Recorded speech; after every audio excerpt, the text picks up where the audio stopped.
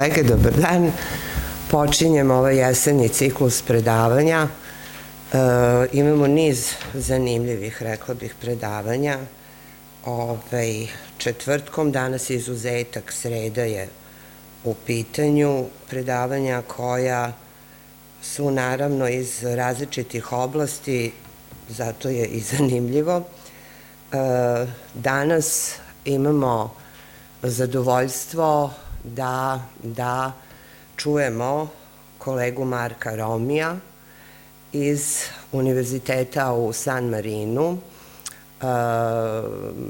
I was thinking that there is no need to speak in English, but I will introduce our colleague in Serbian in the beginning. Marko Romio je završio doktorat 2020. godine na Univerzitetu Trst Udine.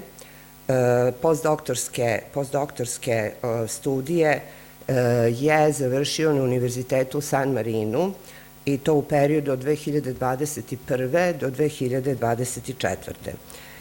Posle dobio research grant na Univerzitetu u Torinu i naziv tog granta i tog projekta na kome je sad trenutno sledeće 2 godine je Health Bordering Managing Mobility During Pandemics. To je tema kojom se on bavi. Inače, kao što ste videli iz ove najave apstrakta predavanja, bavi se veoma zanimljivim temama, vrlo modernim temama, to je pitanje granice, konflikata, upravljanja konfliktima. To je tema koja ima široku teoretsku podlogu u današnjoj savremenoj istoriografiji. Radi se o periodu ranog modernog doba i rane moderne Evrope i pre svega ranog modernog doba u jugoistočnoj Evropi i na Balkanu. Mislim da Markovi radovi na osnovu i njegovog CV-a su vezani upravo za period kraja 15. početka 16. veka, za teritoriju današnje Albanije, Crne Gore, zatim radio je i neke delove Dalmacije. U svakom slučaju, njegova istraživanja se vezuju za arhive u Veneciji, u Kotoru. Ovo današnje predavanje je čak i, kao što sam videla, i opštinska kuća, odnosno fond porodice Visković u Perastu. To je sve nešto što je nama blisko i naravno sa radošću želimo da čujemo. Marko, the flag is yours.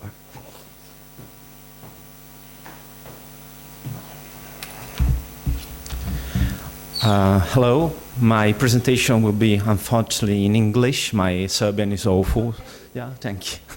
So I would like to start by thanking all the organizers, the colleagues and all of you for it's an honor to be here and to be hosted by this institution. It's an honor to be in Belgrade.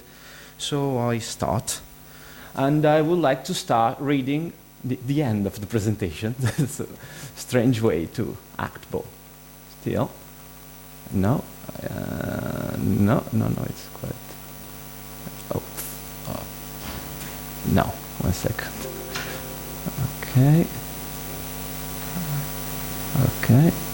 And here it's a document made by a Venetian officer in 1608, but I will not specify neither the place or the people that are involved in this document. And the text is this.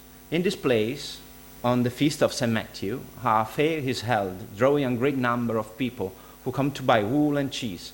They are the most experienced and practical individuals managing their diets and providing counsel in accordance with certain agreements, as well as in resolving their disputes through arbitration. As I've mentioned, these people are quite fierce, having born and raised in conditions of ice and heat, enduring continuous toil and sweat. They are robust and warlike, naturally inclined towards conflict. It will be useful at the end. But right now, will concentrate on Boka Kotorska during this one, you know. At least I think that I will not spend a lot of time to present where is Boka Kotorska, because we're not in Italy, so I think, or in France, so I can spend time in different way. As you know, I think during the 15th century, the Venetian state expanded in all the Mediterranean and in mainland Italy. It stretched from Lombardy till the Aegean Sea, and the end of the century till Cyprus. And Dalmatia, the territory of Dalmatia and Albania, Venetian Albania, was acquired between 1409 and 1444. And in particular, our case, the community and the cities of the Boka Kotorska, so Kotor, Budva, Pashtrovici, Perast, and so on, were acquired between 420 and 1444, 1420, and 1444. Okay. During the, as you know, during the 16th century, the Dalmatian territories under the Venetian restricted due to the Ottoman conquest, and basically Venetian Dalmatia became a collection of cities without countryside, like Split or even Zadar, even Šibenik that has much more countryside but not so much, and Trogir. But when we talk about Dalmatia, we talk about mainly a urban society with one exception, or better, with a different area that is, of course, Venetian Albania. In Venetian Albania, I will be very, I will spend a little time. There were basically two cities during our period, so between the War of Cyprus and the War of Candia, because before the other two cities of the so-called Venetian Albania, that is not even a province, but we will talk about that, Antivari, Bar, and Ulcin, Dulcineo, were basically conquered by the Turks. And of course, the territory was made by two cities, one with even a bishop and one with a vicar, so Kotor and Budva. Kotor has a little countryside, a little contado, but it was not so, it was very limited with 2, 4, 5 communities and like 2,000 people. And two autonomous communities, Perast near Kotor and Pashtrovici, that's some sort of confederation, Bancada, near Budva. And a rural confederation that's in the south, the province, so the Zboro Sveti Mihailo, in Venetian Zboro di San Michele, that comprise 5 rural communities. I will start to talk about the justice administration in Dalmatia. It's not so different from the mainland one, with some exception. There are a mixed system.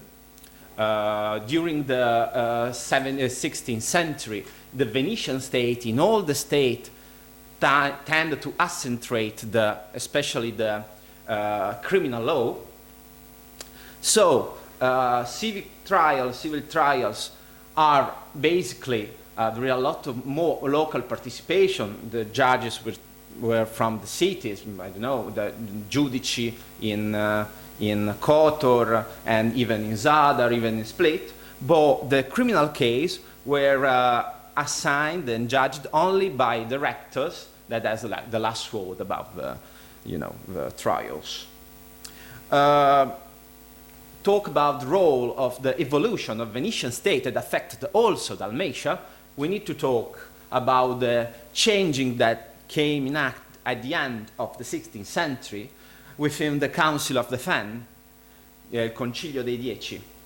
At the end of the 16th century, the council experienced a restriction of its power, literally in Venetian, in Italian, correzioni, and because it became too powerful for the equilibrium of the Republic, and it was reflected even in provincial territories, because before the correzioni, there was a strong intervention by Consiglio dei Dieci, even in Kotor and other provinces of Dalmatia. And in some manner, with a measure of accentration that could be paradoxically, but Venetian tend to augment the power of Provveditore di Dalmazia, that became that it was institutionalized, and it was not anymore a temporary office, and Provveditore alla Cavalleria di Dalmazia, that was you know, some sort of controller of the countries of Zadar and Šibenik. And when we talk about the administration of Venetian control city, we need to talk about Rettori. This one is Giovanni Loredan. It was rector of Kotor between 1591 and 1593, I think. Was the role of the rector during this period. As the Venetian administration changed at the end of the 16th century, even the local administration changed during the medieval period. The rector has we can say it is represented Venice, the auctoritas of Venice. And the arbitrium, so the power to influence, to choose inside the community affairs, was accentuated in some way, and it has some sort of dialogue with the privilegia of the city and the libertates. But in the second half of the 16th century, of course, the role of the rector remains quite important. He remains the supreme criminal judge, but the creation of superior authorities made by Venetian changed even the role of the rector. So a lot of literature demanded itself. It was at this time a coercive authority. The rector normally, even in medium office like the Kotor one, has a very few soldier and we can say policemen under his authority, or it became some sort of mouthpiece of community. This is quite the case of little community like, I don't know, Amish in Dalmatia, but we can talk about all the little podestarie of Istria. And it's quite clear that it was also some sort of hostage of the community, we can say, during the late early modern period. So, in Venetia, the Venetian state was a jurisdictional state with an accentuated pluralism, juridical pluralism, but this will be probably the best example is Kotor in some way, because you have a lot of different tradition of law. You have iteration, communication, and conflicts between the Roman law, the Venetian law, that is a customary one. It's not written until the end of the 18th century.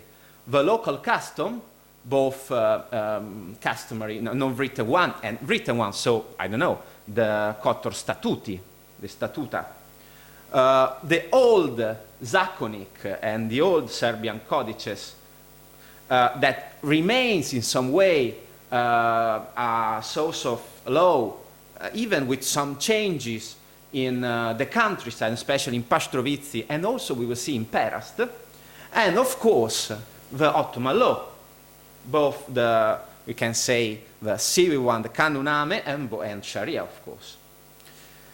And what I put a lot of questions about because it's quite interesting as a method. In Kotor, there is a lot of Venetian institutional presence like in Zadar. In Zadar, we have normally 10 patricians that are present in Zadar. So we have the Provveditore di Dalmazia, Podesta of Zadar, the Capitano of Zadar, the Camerlengo of Zadar. We have all the officers of the fleets. In Kotor, that's of course far away from Venice, and you have like the Rettore of Kotor, the Camerlengo of Kotor, and the Retore of Udo, normally. And so the Venetian tried to use the mediators and people from that region as cultural mediators and political mediators. And even in a Mediterranean perspective, when we talk about the Venetian postal system, we need to know that basically it was controlled by a family from Koto, that's Bolizza's family. So it has also a precise institutional role inside all the Venetian state. So when we talk about our point of view, I choose the private peacemaking because I can highlight the difference and the communication, iteration, conflicts between different traditions of law.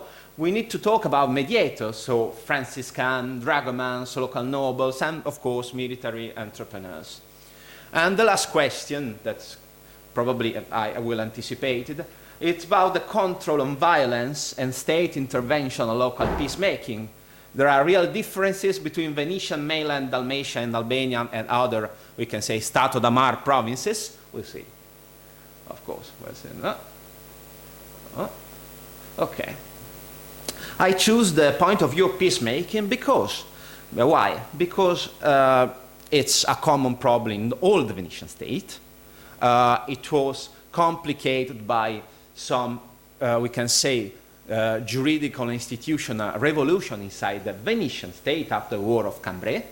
So where the Venetian tried to, as I say before, to take away from the communities the right to judge over criminal things, criminal trials, and they provoked, of course, conflict inside communities because they were deprived of the instrument of mediation inside the community. Well, this happened in most of Dalmatia, but for its position, for the sensitivity of the border, it was well less likely that it happened in Kotor, where we have a different type of peacemaking in Kotor and different type of judicial right. Of course, we have we can say the private peacemaking. We can say the same that it had in the same time in Italy. That was normed by Scienza Cavalleresca. We see the first example. We have, of course, an adapted Venetian arbitration that was an arbitration mainly used for trade matters. And, of course, the Umir Curfi and the traditional Serb, it's not traditional because in Zakonik the arbitration 24 is only for civil trials and things. Mass peacemaking, that was completely common even in terraferma, and of course the Sul, so the Ottoman one, that is quite similar in reality with the Venetian arbitration, so the role of witnesses, the communal responsibility for the killing, and so on. And we will see that there is a common juridical and symbolical universe, retribution, blood brotherhood, kiss of peace, God parenthood, and of course an entanglement between Venetian, Ottoman, and local law, and the needing of mainly for the Venetian authority to create a reciprocal recognition in juridical matters between courts. Okay. We'll see the first example, and it's the simple one, that's about a peace that was signed in Kotor in 1637 between two important families of Kotor. Don't worry about Italian, we'll see that after we have the most important phrases here. And it was made by 1637, but it was during 1637, and it was caused by some quarrels for the exportation of wheat and grains, the importation wheat and grains to Albania. That's about the monopoly of that. But we're not interested in that, but we are interested in the cultural basis of this type of peacemaking.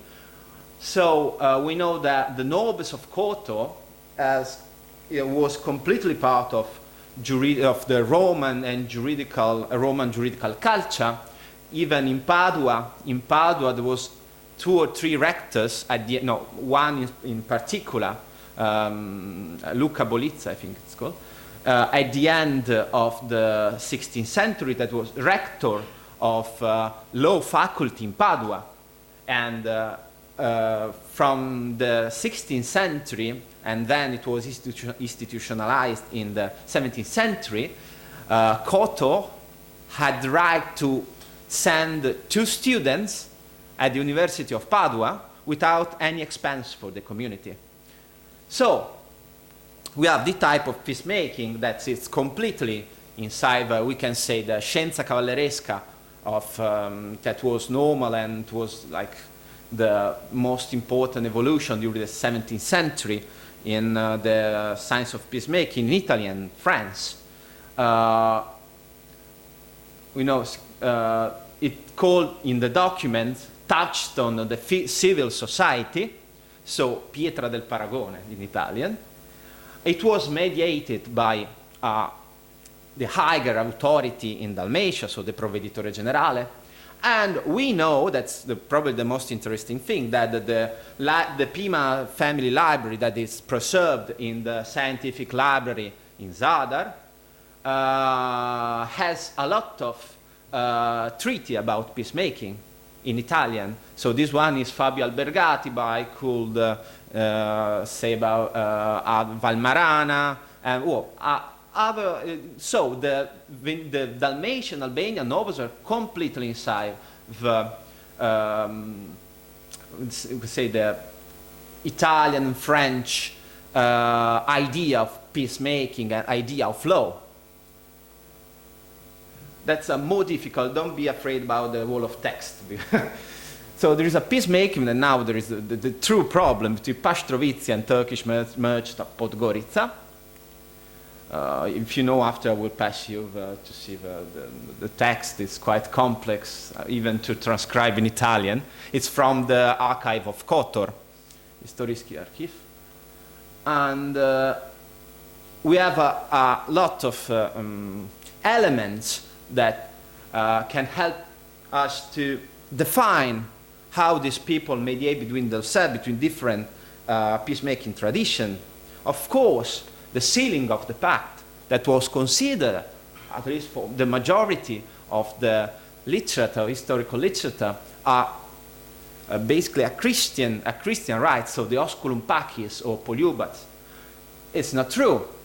It was completely used even by the Muslims, of a local Muslim we can say, but as you say, Sibashor, no? So they kiss themselves between this Pastrovizzi and this merchant from Podgorica to seal the pact of peacemaking.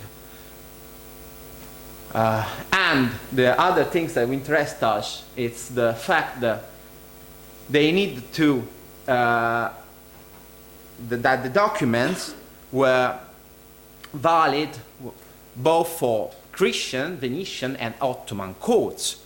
So, scuotere così davanti a ogni giudizio turchesco come cristiano. So the translation is, justice can be demanded both before a Christian court and Turkish one. So this document, of course the translation, is also the document that was in use, with some difference of course, in the Ottoman courts with, you know, the Qadi and need to intervene, but it's the same. And of course, it was necessary to create a document type that could be used in both legal proceedings. And then, the things that will be recurrent, the role of collective liability or responsibility that in Ottoman Hanafi law is akila.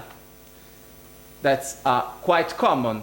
That's some sort of, you know, it's not important, but there were these Pastrovizzi were accused to robbed the vessels that transported goods for property of these Turkish merchants, and of course the liability was all over the Pastrovicci's community. So, and then there is the traditional Umir Curvi. It's not so traditional, you will see, but between two very little community on the border between between Perast and Herceg-Novi. It's really a wall of text, not important. We see there are a lot of witnesses, arbiters, both Christian, Muslims. We have people from the countryside, we have people from Koto, people from Perast. But we are interested in this. The fact that the judges, this quite famous representation, judges under the trees, and we'll see, it's not a volcanic thing, as we will see. Of course, we have seen the role of collective liability because they found the, I think, corpse on the border and the in Venetian territory, and the responsibility of the killings, even there was no sign of murdering, was all of Venetian communities. It's the Nafi law. Okay. We see, of course, Serbian arbitration, mediator, friends, relative, and of course, the exchanging of gut parenthood, in Italian, comparesimi. That was, of course, the spiritual parenthood was important. And we are talking about Zakonik and the role of the Zakonik in this peacemaking. As I said before, it was different. The procedure was different because in the Zakonik, the arbitration at 24 is only for civil trials, civil things, and in the, we can say in the Boka Kotorska tradition, they become a customary law, of course, and it was used for criminal cases, mostly for criminal cases. And there is this little text, there is a relazione from Francesco de Leonardis, that was a missionary in Albania, and talking about Montenegrins here.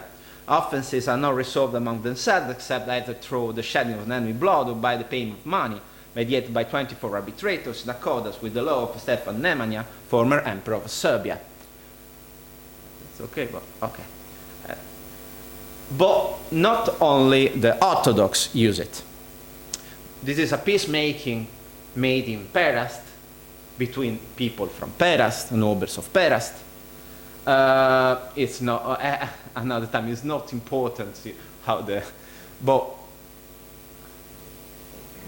we know that this was, of course, some sort of killings, that they exchanged the comparison, got parenthood, ritual brotherhood, they kiss themselves, they have all the witnesses, they promise peace between each other, okay. But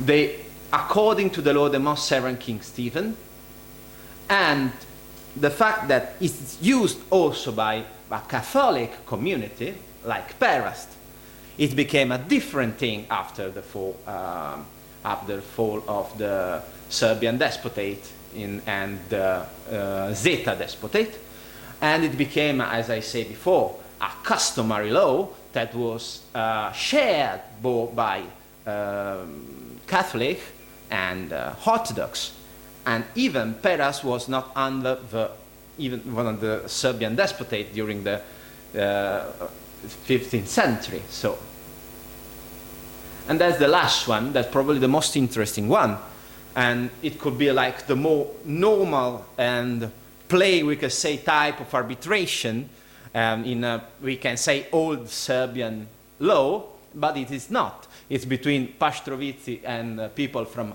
Gerbal, in Italian Zuppa, from Župa, of course.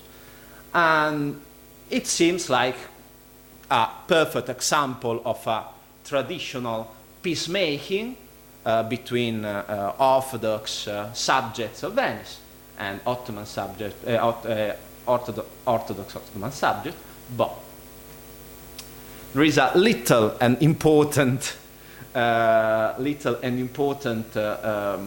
text that say "Iuxta morem patriae." So with the old Serbian tradition, but inappellabiliter more Veneto. So, with the right it not be appealed like a Venetian arbitration. And the use and the mixing of this tradition were used even by people that we can say, of course, we need to legitimize in front of a Venetian court, yeah, but that probably less intuitively people that could do this type of documents and this type of influence, they use it because the Venetian arbitration, the authority of Venetian arbitration, the arbitration was used to strengthen the act effectiveness in front of a Venetian court. Of course, you have, it's quite interesting. You have the exchanging of ritual brotherhood, pobratinstva, fratellanze, and you have a rite of humiliation in front of the, I think it's the mother of the man who was killed by the people of Pashtrovice. And so, you have those type of elements okay, that's the point. Type of elements. As we have seen, it's very complicated and very varied juridical universe, but we cannot be tempted to see the Venetian eye as our eye, how we see those practical. That's, of course, we think that's quite old. For a Venetian of the 16th century, they were completely understandable. For example, I say before, the practice of judging under the trees was widely common in Venetian terraferma. Until the 19th century, a Venetian administrator or a governor can understand how the things function in Boka Kotorska, because in 35 kilometers from Venice, we have at least one community that judging under a tree, and that is still there. It's like 600 years old oak. It's quite beautiful. So the role of ritual brotherhood, we know that at least 2 or 3 provveditori soprascocchi became blood brothers with other uskoks, Juraj Danicic or George Danicic, in 1585, because of course it was more useful for the role that it had, and then the Senate condemned it as another things. So, and even the role of vendetta, or better to say enmity, it was completely in use in Venice during the 16th and 17th century. It's not so different from the idea of vendetta of, I don't know, of Albania or Montenegro. Quite similar, even the communal one. So when the rural vendetta between villages, it was completely common in terraferma. So, and another thing to understand is the relation between borders, privilege, customary laws, and autonomies of communities. That's quite similar both in Stato da Mare and in Stato da Terra. So, near Bergamo, not so far from my land, we have state statuti that are quite similar to the Pastrovizzi one. It's not so incredible. Even in Friuli, in northeastern Italy, you have in Carnia, so in the northern Friuli, you have statuti where the peacemaking are regulated in the same way than in Boka Kotorska, or quite similar. You have strata that is called vicinie that are practically sbori. That's the same. So, it's wise to divide between Stato da Mare and Stato da Terra? I don't think so. To end the presentation, you remember the text that I read at the end, at the start of presentation? Well, this came from Relazione from Vicenza, you know, Palladio, in the 60 kilometers from Venice in 1680. Thank you.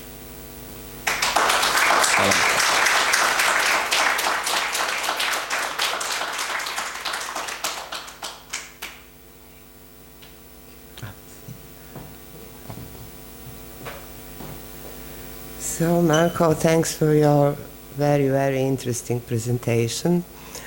And we have seen many different aspects of the process of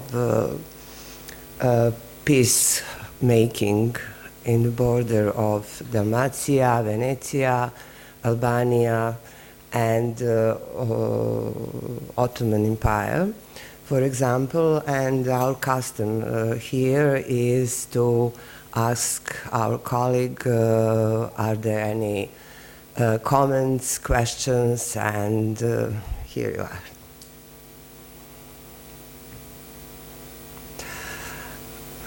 Our colleague, Milos Jovanovic. First, thank you for nice and interesting presentation and lecture. And my first remark about the Dusan Code, because Dusan Code prescribed that only one role of the jurors or jury to condemn someone, not to make peace. And I think the crucial difference between Venetian situation in Zeta and coastal Albania, between medieval Serbia. And one of my questions, do you find some remarks or something like that about problem with brotherhood, namely Orthodox faiths forbidden brotherhood, because the idea that all the people brother in the Christ, not to make in the brotherhood. Thank you. Yeah, thank you for your punctualization. Yeah, of course, the Zakonic was changed because it became a customary local law. And about ritual brotherhood, it was forbidden even by Catholic Church. And it was forbidden especially in Dalmatia, because, no, I didn't say that, but it was quite common when godparents and ritual brothers blood brothers were Muslims. That's a bit when the... oh, it was quite common. In 1690, Sforza Ponzone, the bishop of Split, went to Polizza and said like, you cannot be blood brothers with Orthodox or Muslims. You need to punctualize that. And even during the visitation of Agostino Valieri in 1579, in Zadar, he said it's not possible to be blood brothers with Orthodox, even between Catholics. There is confraternite for that. well, yes, I didn't see any prohibition. I see a lot of exchange of ritual brotherhood, but I've seen like, yeah, I didn't cite it, but I've seen even an Ottoman example in Evliya Celebi. He was not able to understand the idea of ritual brotherhood between Christian and Muslim. It was like in 1747, I think, during the War of Candia, near Split. This was this case, and he did understand the difference between fede, so Viera, and yeah, you remember, yeah, perfect. So yeah, of course it was prohibited, but still it was not a problem. And even the Catholic Church need to say, for example, in Budva, yeah, you can marry an Orthodox because in other cases the community explodes, so it's okay. So it depends. It's customary laws. Yeah.